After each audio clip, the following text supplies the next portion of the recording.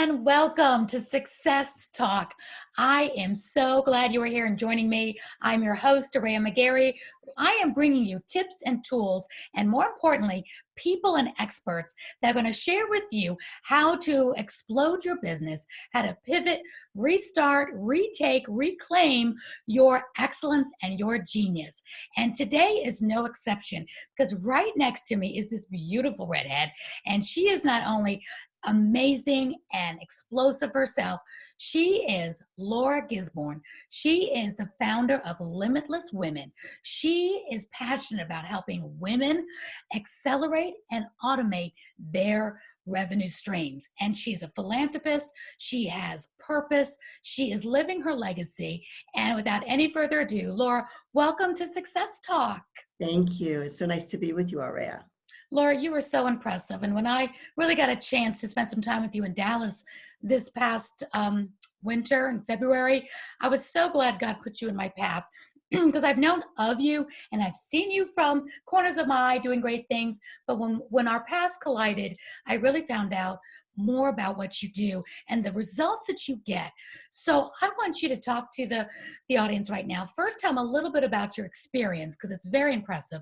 And I want them to know why they need to listen to you, because you're the real deal and you really can help not just women, but a few great men listening too, how to really get a bigger results on their revenue stream. So tell us a little bit about that. Well, thank you again for having me and for making this work this morning.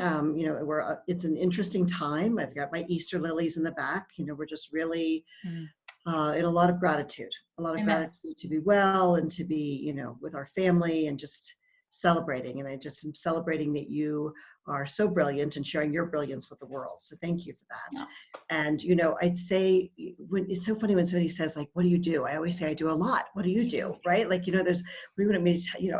I'm a typical overnight sensation. I've been an entrepreneur for 30 years. I married into a family business when I was 23. So some of the things that, I know business owners really struggle with, it just seemed a little easier for me just because I've had more opportunity to mess them up. Fail forward. I love that. This is what we know. This is what we know. So just a little more practice, I'd say. And, my business experience ranges from restaurants to retail, to real estate, to a winery, tanning salon, all these little different pieces. I've had 9 companies over the last 30 years and I've sold 6 of them. That's what I'm going to say. You've had these, so these were your businesses? Mm-hmm. Yeah. And why did you decide to sell? Different reasons for different ones? Well, I think it's about like, what's your superpower, right? When I was asking you before we started this recording, what are you up to? What are your passion? And I can tell you that, every business that I had outside of the first one, right? Because I want to give credit to, the family business that I married into. I didn't start that one from scratch. That out of the 9, that's one I didn't start from scratch. And I can tell you that I love the creative part. I'm a very visionary person. I love strategy and I love building teams and organizations. So all the while that I've been building my private sector businesses, I've always been working in the nonprofit sector as well. And I think this is where you and I came together in our heart and our core values is that, nonprofits are businesses and they need help growing and scaling. So for 30 years, I've been working with different nonprofits, helping them to scale and grow, which I do as part of my philanthropy because I can. Yeah. I love that. I love, you make, my saying is earn more so you can live more so you can give more. So that's so important. And you just do it so naturally. And when you help people make more, you're really talking making more than 6 and 7 figures. So you're not fooling around here.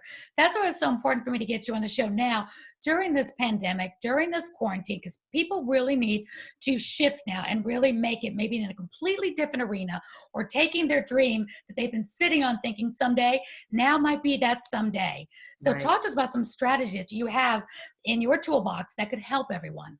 Well, I think it's important, right? Because this whole conversation around pivot, this whole conversation around move to the next thing, I actually want to encourage your listeners to tap down into what they actually already know. What's that place that you've been on the journey? If you've been around for a while, if you've been I'm in my 50s now, what have you always been doing that you're really great at? Like you have this amazing talent for being on camera and inspiring people, and you're a great speaker. That comes with you as part of your lineage and your legacy. So rather than trying to say like, How do I learn to adopt a whole new industry or a whole new way of being? I encourage people to take a few moments and actually go deep and look at your history, look at your lineage. You know, our legacy is made up of the actions that we take over the course of our lifetime. It's not like one hit wonders, right? Right. So looking at what you're really great at, and then we would be in the inquiry of, if your heart's calling you to be of service there, how do we monetize that and monetize that effectively? That's And the the key, that businesses, monetization right now. well, the businesses that I know that do really, really well have very simple business plans. They have very direct, clear directives on who they serve, Okay. what the struggle is that they're here to Pain solve, they and solve. then how they do it in a unique way. So I always reduce business plans down to I kind like of a that. 1, 2, 3.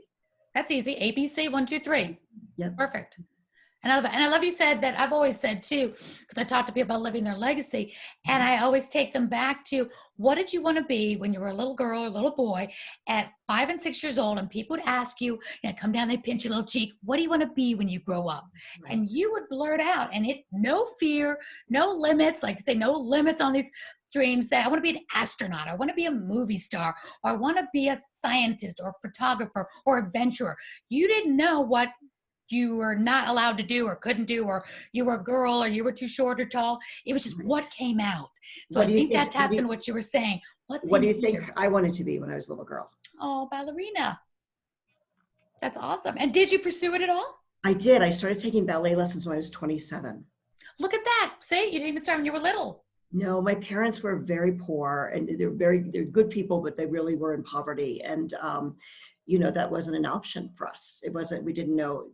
We probably could have figured it out, but they also didn't have the mindset of Exactly. solving problems that I have today. So you know, it's an interesting, But you're able to enjoy thing. it now, which is good. So some Yeah, things aren't love it. your career or your full time, but why not enjoy it? Which brings me to my next question, Laura. So, okay, say somebody taps into something, they're thinking, oh, this is my dream, I'm really good at this, but I have no idea how to monetize it. Right. Like I had to go in a different direction because I was doing exactly what you said. I found myself going down one funnel of way to virtually make money, when forgetting my genius, forgetting what I want to wake up every morning and do. So if you Right. find that, what are some key tips to finding out how to monetize it now? Because people now are going to really need to monetize and have multiple streams of income going Yes. forward. Yes. And I think that's, you know, probably another reason why we've had multiple businesses over the years, because I love the creativity and then getting it up in the systems and building the teams. And then I want to kind of let somebody else run that, right? Like, to go with it. That's not my superpower. So I think that this Smart. place of multiple streams of income, why I'm going there, is that sometimes when I say I've had 9 businesses over the last 30 years, people consider that I've had 9 businesses all at the same time. And that's not the truth. You're It's that smarter than that. couple of business, but there's always been 2 or 3 things going, right? Right now I have 2 businesses going. So it's, you know, there's what we do with legacy leaders and limitless women, that we do with our philanthropy and our business training and our empowerment and leadership. Right. And then we have a real estate investing company that keeps us going as well. So multiple streams of income, I think, are very smart. And how to monetize your passion really comes back to this. If you're not clear that you're solving a problem, you don't really have a business being in business, right? I mean, that's the piece. All business is in business to solve problems. So what's the problem that you can solve? Because people will invest. We'll invest with our time and our money to solve our problems. This is what we do, right? This is Right. what we write the check for, right? So figuring out that piece and not getting distracted. This is a big problem that I see with entrepreneurs, because they're creative, they're visionary, they have all these great ideas. But staying in your lane and going deep and narrow is much more effective than going wide and trying to be all things for all people. That's very smart. 'Cause I've always talked about solve that pain. What pain do you solve? And then when you ask somebody that, a lot of times they go into all this stuff. It's like, no, wait, bring it back. But what pain do you solve? And they go Exactly. back into all the stuff that they do. You have to go back. But what pain do you solve from your customer's point of view? Because that does get their attention. That is worth investing in, because you solve a pain.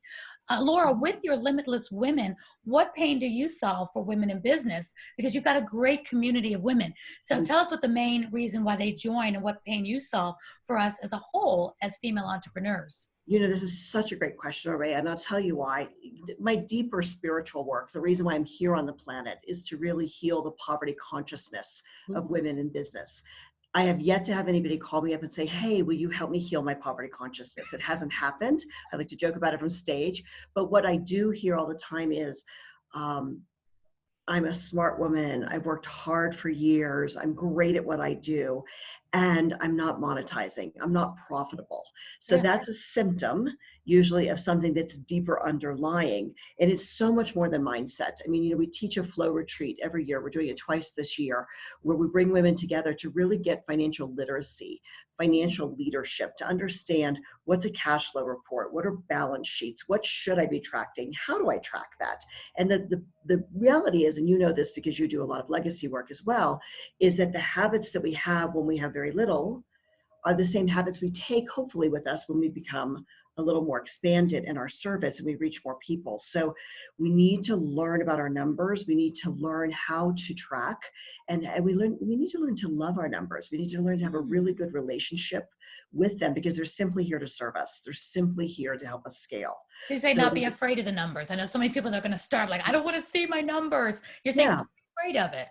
Right, but we're afraid of what we don't know. I mean, let's just talk about what's happening right now. You're talking about what's current and relevant for women and for business owners right now, is that we are in a time of uncertainty. Yeah. And that's what causes us to have stress. We have this kind of fantasy that we have control anyway. I always feel like I do the best I can and God has a bigger plan. So when I'm obedient and when I'm a good student, everything shows up in a much easier way. So hence why we talk about flow, right? Right. Flow is around cash flow. It's also around our time flow. It's around our energy flow. It's around our relationship flow. There's a lot of that good stuff that we talk about. So in your Limitless Women, how do people tap in? Is it a group? Is it a community? Is it a Facebook group?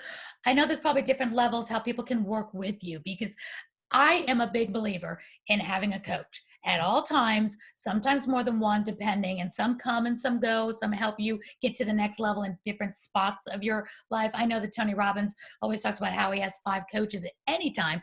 And you Right. would think, oh, Tony Robbins has arrived. He's the best of the best. Even he has coaches. So tell us how that helps and what that looks like in Limitless Women. Well, I recommend that everyone have a mentor. I don't have anything in my world that puts me out as a coach. I actually have different levels. Limitless Women is a community we built on giving. We are a community of givers. It's at the heart of everything we do. So as a community, we each come together. We do business training. We do sharing of resources with each other. And what I ask for in exchange is that my women join me in giving what they can. So I've had a woman come to me and say, I'm in the middle of a divorce. I'm sleeping on a friend's couch. I love this work. I need this work. I can donate about $10 a month. And I said, you go, girl. That woman stayed on. I got a receipt every month from her for 2 years while she was making donations to help people who didn't have access to resources, who didn't have access to food or water or education. Part of what happens for us in the Western world is that we live in so much affluence, it almost creates a different kind of hole for us, Yeah. right? So we feel like we're not enough, there's not enough, and it's actually the opposite. We have so much. What we need to do is get really, again, clear and focused on where to focus, what activities are going to move us closer to what we want to do.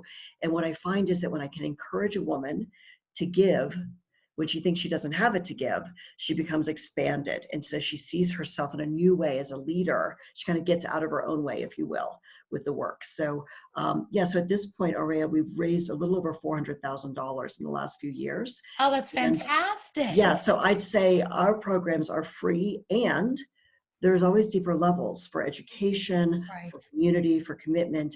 And, here's the thing, we're not in a get to give world.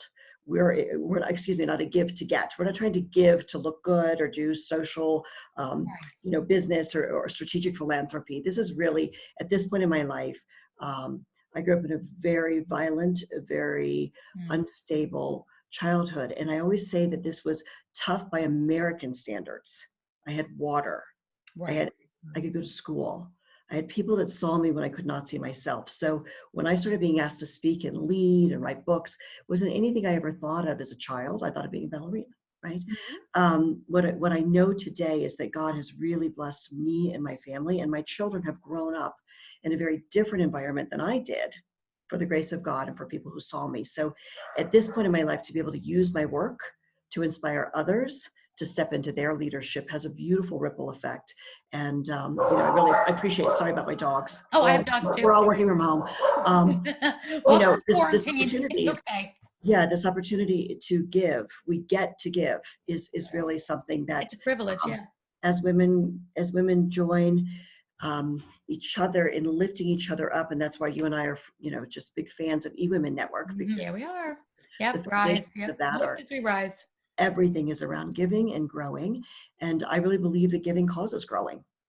It does. And I love that you said that, you give, and it reminds me of the Bible where the widow's last mite. When you can give, one that makes you feel better, get your mind off of all the stuff you think we don't have, because you're right, it's under American standards, right? But still, there's homelessness. We understand that too. Yeah. But if we give, then it's funny if you just allow God to give back, and He does. And I've been in those situations myself, which is a whole nother story. Sure. But when you do give, you've raised $400,000. Is there a particular charity or causes that's close to your heart and the women in Yeah. your business's heart? Thank you for asking. Yeah, we have several that we actually are very excited about and that we've been supporting for years. One is the Pachamama Alliance. What is that? Pachamama. Pachamama. We'll put that in Pachamama Alliance, which is an organization that empowers Indigenous women. And what they do is help them with safe birthing practices. So here's another thing, like thinking about what we're going through with so much loss of life and so much pain right now. Yeah. If you can kind of reduce this down to the fact that everywhere in the world, we're a lot more alike than we are different. I believe that. We have the same hopes and dreams. And when women are dying in childbirth and they're dying, their children are dying, by simply not knowing safe childbirthing practices. It's not our job to go in there and correct them or fix them. It's our job to help them to be able to save their loved ones. That's one that we care about. The Unstoppable Foundation, which was started by Cynthia Kersey, which funds Me2We's programs in sub-Saharan Africa, is all based on education. And I can tell you that in my own experience, what changed the trajectory for me and then therefore my future generations was being able to have access to education. So that's not free. It's not something that people get in other places in the world, but we don't always know that because we grow up in the developed world, right? Right. We are currently raising funds right now for Girl Up Uganda, which is where you were asking me about being with the gorillas in Uganda and Rwanda. Yeah, use a picture of you with the gorillas on your Facebook. I Yeah, love that. yeah. Why were you there with the gorillas, and why didn't you invite me? Just say. Well, they only allow 8. This is really actually a true thing about the gorillas, because at one point, most of us have maybe seen the movie of Gorillas in the Mist. Yes. We might be a little bit of familiar with Hotel Rwanda as a movie of what's happened in the genocide in that part of the world. And this work is around bringing awareness. When we know better, we can do better. And I can tell you that the mountain gorillas that we saw there were reduced down to 250 in the world. Oh. They're now back up to about 960, something in that ballpark. But they only allow 8 people per day actually to go visit each family, because we share DNA with them. Our genetic code is very similar. And so if I have a cold, or if you have a cold and then you go there and you're too close to them, you can actually kill them. Oh my gosh. Oh my gosh. So, so there's all these different awarenesses. But what I want to say about what actually took us to Uganda was Girl Up Uganda. Girl Up Uganda. An organization that, what happens in most of the world where women don't have access to free education is that when families have to decide, and billions of families live on less than $3 a day, so it's hard for us again to get our heads around this. Right. When families have to decide, if I'm going to pay for education, do I educate my boy or do I educate my girl? Oh. Because if I educate my son, he's probably the breadwinner. So women usually drop out of school, around age 10 or 12, and that's it. I've heard that. So a lot of what we do, specifically in Africa with Power of Love Foundation, with Girl Up Uganda, is to help them provide education and entrepreneurship opportunities and keep girls in school. The young woman who started Girl Up grew up in the slums of Kampala. No electricity, no water. Again, we can't fathom that until we see it and experience it firsthand. She found her way. She got scholarship. She's an amazing young woman. Went to London, got a master's degree in public policy, and came back to Uganda to the slums to live with other women. So, I feel like those are the heroes in They the work. absolutely are. And what gave you your passion for these wonderful charities in Africa? Is there a connection why it's this particular continent and these countries? The large number of children who are uneducated in the world are in sub-Saharan Africa, more than 57%. Really? So we can create a great impact there. The other thing that's a little hard to get to kind of convey to you in a quick interview is that the scale of our dollars are very different in other places of the world, right? Like Right. we might go to McDonald's and spend $10 for something, right? We might we might look at our credit card statement or our checking account and spend $75 a month on whatever. I drink tea, but a lot of people drink coffee, right? Like Right. Starbucks, right? $75 will put a child through school for an entire year. I believe it. I believe it. Okay. Access to things like water. We can drill a well that gives fresh water for about 1,000 people for $250. So we can't fathom what it's like. Let me not say I personally could not fathom what Right. it was like to not be able to have access to fresh water. Think about brushing your teeth. Think about Mm-hmm. flushing a toilet. Just Think drink about water. drinking, Water. drinking your tea at home that you make. Without water, women spend, and it usually falls on the women, right? Because the men are farming, they're doing what they're due to do their part. But women are walking somewhere between 4 to 6 hours a day to go to a water source, then bring that back, then boil it so they can simply have what Water. we consider something so simple. Yeah, we go to the refrigerator and grab a bottle of water. It's funny you said that. But even a bottle of water, think about that. I It's know. crazy. Yeah. It is. It's just amazing. And I just saw a movie. It's funny, last week, and I just thought of that because in it had a woman walking to the water, and I said, "Gosh, it just dawned on me again because we've known this, but wow, that takes a lot of time. We're so fortunate not to have to walk 4 hours to get our water. Now, our toilet paper situation is another topic altogether.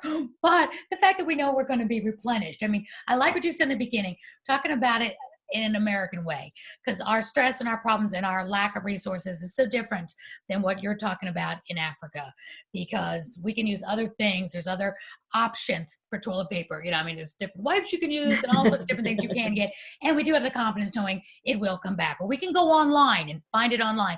There's just ways we can go around it. So our struggles is definitely different. So thank you for giving like you do and having a passion. I think everybody needs to have, and I think they do, a passion to help a particular cause in their life. And it really takes that load off your stress, thinking all about your stress, all the things we have to worry about. If sometimes in the midst of maybe your worst day or your worst times and our worst struggles we're going through even right now, saying, well, who can I give to? And I see that a lot on the news now. A lot of people just forgetting that they're in trouble and just giving the best way they can, the safest way they can, and just give. Everything will work out if you just give it first, because then it does come back. Well, we know that this will pass. It will. Right? I mean, this is the thing. It's, we've been around for a while. My husband and I got married January 1st of 2000, right? So that was Y2K. Yep. And, we were laying in bed the night before thinking, okay, is the world going to be happening? What's happening, right? Is the computer's going to end? Yeah. And I think we all know where we were when 9/11 happened. Mm-hmm. We all A remember. lot. We've been through a lot. We bounced back from a lot. So we absolutely we'll bounce back. But I like that you have that passion for Africa, because they may not have as much experience bouncing back. As far as that bouncing back looks different. They may have not have ever bounced back. This is their normal. And like you said, that education is so important. When it's not like they want more education, they want a education for the first time in their family, or first time in their village. And they want, I've never heard of your first nonprofit talking about that safe birthing practice. Definitely going to look that up with you and become more active, because I would never even thought that. So thank you for educating me on a whole new realm of opportunity to help. And I want women now to, as we close, I could talk to you all day, but I want women to be able to tap into you. So tell us how we can get a hold of you. And if they're loving this, and I know they will, say, I want more of Laura Gisborne. I want tap into Limitless Women. Where can they find you? And we will put all this in the comments below, but tell us where that is. Well, I'd say that the most important thing that we do in our work is to help women entrepreneurs scale and become profitable, because we know that when they can take care of themselves first, it's much easier for them to give from the overflow. So every Friday I send out a free gift. You can go to frigifriday.com. And we offer, you know, I've been doing this now. This is we're at our fifth year of free I gifts. like that. So really what we look for is resources to help you grow your business. We look for things to help you be inspired with personal development. But what we know is that, again, if you just keep working at what's the next step, how do I actually take the right next step for my life and my business? And you've got access to resources, because that's, you know, what we're talking about here. Yeah. You know, our goal is to really help you grow, be profitable, take care of everything you need for your own family. And then we invite you to join us in the giving, you know, whatever level that works for you, but we know we have to help you get there first. I love So that. So Free Gift Friday. freegiftfriday.com, was that what it was? Yep, I freegiftfriday.com. love that. So freegift.com, freegiftfriday.com. We'll put that in the description. And your website is, and again, we'll put that in the description as well. LimitlessWomen.com. Okay. Is there an initial cost to be part of the group, or is it just the giving? Well, and here's the thing, like, it's not, you know, we're hosting our 6th annual Limitless Women Mastermind. So each year I invite 100 women to come together, share resources, lift each other up. We have music, we have magic, we have movement, we have all this good stuff. And we're doing it virtually this year. I love it. When's the date? The dates are April 24th through the 26th. If you'd like to join us, I'd love for you to check that out. It's on the website at limitlesswomen.com. We have about, you know, we're still 2 weeks out and we have about 24 seats left. So we may be expanding this year, just because, again, there's a great need for us as women to lift each other up and share ideas and share resources. So if you can visit us online, and then you can reach out to me through the website or find me on social media. I'm really easy to connect with.